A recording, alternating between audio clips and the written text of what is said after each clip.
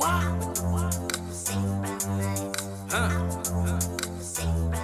it again. Melody girl and with this. Me kiss up on her lip and see this. I used me wake up every morning. So we thought it would be a good idea to like put our feet in the pool, or as a jacuzzi. We're putting our feet in the pool and we're going to talk to you guys. I'm my sister father grew up with it. And it teach me every lesson with it. Say me no need no. Sitting here with Terrestrial. I'm with Jay's Boulevard. Hey, all the way from the West Coast, left coast, LA.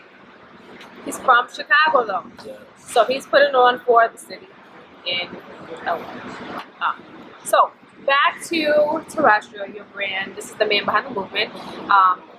What is Terrestrial about? Terrestrial is a design firm. You know what I'm saying? We build brands, we help build identities, we help strategic planning, you know. We are the middle between, for most of our clients, I would consider us the middle between the idea and the manifestation of the idea. Okay. So that's what we focus on. We focus on making sure everything that the person has in their mind, all the ideas, all the concepts, is now manifested and now a real thing. Something that is like, you know, tangible, something that they can now hold, you know. And that's what Terrestrial focuses on. And then how to get that product to better reach the consumer. So in that manifestation process, Yeah. what does that look like to you? Like, what outlets do you go to? Do you go work outside? Do you like go meet with your clients and sit in their environment? Like, what is your actual creative process? Really, the creative process really has nothing to do with the environment, as weird as that may sound. The creative process is just how well me and the client can conversate. Okay. If we can have an amazing conversation, or he can fully explain and I can fully understand, and then we then break it down to the smallest molecule of the idea to then bring the expansion from it, that's when you're going to get what Terrestrial offers. If you can't do that, you're not going to get what we offer. You get what I mean? And then those are also the type of clients that we don't take, the kind that can't fully break down their idea because they're now, their passion level is too small for it to even fully grow for consumers to fall in love with, you know? Okay. You know, it takes a certain level of passion, a certain level of want, a certain level of microscope thinking of your own concept for us to even be creative on it, you know? Yeah. So in that process, you try to help clients identify the why, not necessarily the what you do or how you do it, but the why you're doing it. Yeah, I'm really, it's like, as weird as this may sound, my job is like the creative therapist. I just pull all out of you so that you fully hear what you even fully see for your brain. Yeah. And then once you fully get it out, I fully drain it all the way out. I then manifest it. I design that. I get it manufactured. I have it as a tangible thing. Because now you broke it down where there's no way I'm going to give it to you wrong. Right. You get what I'm saying? And that's the problem with a lot of, I feel like that's the problem with a lot of creative directors and a lot of artists today. They feel they know better than the person that wants what they want in hiring. It's like, no. Really pull out of them what they want because they have an idea, they just don't know how to explain the idea because they're not in that field. But let them fully get it out. You know, like, you know, a lot of clients will tell you, like, I'm the type of person, I spend hours on the phone with each one of my clients. Do you really? And that's the hardest part of my job. Like, that while I have work to do, I'm on the phone with a client for like literally the whole day. We literally have a bonding session every day with different clients. I'm on the phone with them for like 4 to 6 hours of just hearing them. Because then it always leaves what they really want. It always goes to what's the basis of it. Like, man, you know, my girl won't, you know what I'm saying? She think I ain't on nothing. I'm trying to show her and prove it. Like, I have an idea. And now that I finally got the funds, I want to really get it out. Okay, so you have now, I already know we have to use a lot of reds in this because there's literally the color psychology of red because now it's like awareness program that he's on. He wants it to be seen. There's a bloodthirsty drive in this. You know what I'm saying? So consumers are already going to feel that right away once they see like the color red involved. Right. Then if he brings up something as small as like, you know, because, you know, I really don't even feel like, you know, this is the Pepsi. I'll just give you the whole Pepsi Cola, the Pepsi psychology to me. Okay. somebody who has something to prove, but then they have their undergoing thing of like, yeah, you know, I also never found a passion in my life, and I really feel like I really did. That's the cool water of it all. That's the blues.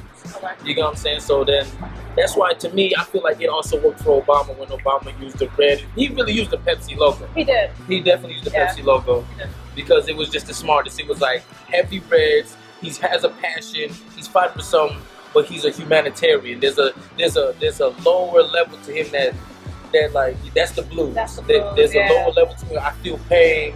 You know what I'm saying? And I'm fighting for this. And the white is just like all that is not in those categories and how thin of a line that is. Right. You get what I'm saying? And it's like that's what I try to find for all brands that I deal with. Literally, I design off of straight attributes. I design off straight characteristics. I design off real stories. And like, fuck what you're really doing. Fuck if you're trying to have a flower business. But the only way people are gonna fuck with your flower business is if they feel the creator of the flower business. So it's like, if your passion for doing these flowers is to save the earth, your business has to feel like save the earth, not selling flowers. That's what people don't get. If you're a person who is trying to sell music, but you're selling music for the passion of real music isn't out there anymore and it's trash there, so people got to feel that, not the fact that you're selling music. They have to feel that you hate bullshit music and you're about real music. Your logo, your color psychology, everything about your branding and promotional material has to feel like, I hate bad music. Yeah. Like, okay, Kanye, he did that. Good music. That name itself. Yeah. You get what I'm saying? Yeah. Getting out our dreams. Like, Yeah. that's past making money. Yeah. That's past all. It's to the point where it's like, we hate bad music. Yeah. Like, you get what I'm saying? Yeah. And that's why, like, they're good. They're one of the newest labels, and yet one of the most elite labels of our generation right now. Fair. Because you feel the story of the creators. Yeah. The move to LA helped me realize that even the people that we glorify, the people that we look up to who's in the game, they still don't even know the true identity of quality. They still don't know the true identity of branding. They still have no knowledge of it, even though they're winning. They can be winning more if they just really understood this true study of what that is to, you know, be have your brand be a branch of your true identity, Right. not just something you're trying to sell. And that's what only gives it that short-term life. Even if you make millions, that's good. But I feel like the real success of a business is how long it lasts. Right. Oh, bro. You be that dude I don't like anymore. What other brands have you created for yourself? 'Cause I know there's more than terrestrial. Like. I created Fahrenheit Skate. It's a skateboard line. It's one of my babies. Yeah, that's one of the shirts of Fahrenheit Skate. So it's really just like everybody who's been successful in my eyes, who are like, you know, the Hall of Famers of every art genre. I kind of like build them within an alienated form. You know what I'm saying? And I brand them on different materials, such as, you know, the skateboards, the t-shirts. But it's not really for skateboarding, as weird as that may sound. Yeah. I build the skateboards for people to actually frame or hang in their house. It's more like, you know, a different canvas. Mhm. It's a different canvas that you can also ride if you want to. Yeah. But yeah, you know. And So then, functional art. yeah, functional art. There you go. That's the best word. And then there's the clothing line, 2 clothing lines. Corwin, you know what I'm saying? That's, No. you know about Corwin? No. No. Corwin is it's like a woman's, it's like a boys, tomboy woman's like lounge and like, you know, casual wear. You know what I mean? And that's what Corwin is.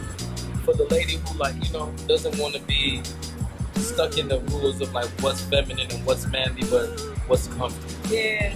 You get what I'm It's saying? still like pop. Yeah, you know what I'm saying? She knows she created her own sexual order and she a boss. You know what I'm saying? And then of course, my last and final clothing line is BecomeAPeace.xyz. You know what I'm saying? That one I actually teamed up with my brother Lero out of Chicago, the owner of Lawless Ink. You know what I'm saying? That's like my partner in that one. Taking a little time to fully get off the ground because, like, you know, that one takes a lot of planning. We gotta make sure it's right, you know. But that's how it Yeah, that's how it should be. that's how it should be. Yeah. But yeah, but shout out to Lero all the way, you know. Hey. Lero, that's my partner in that one.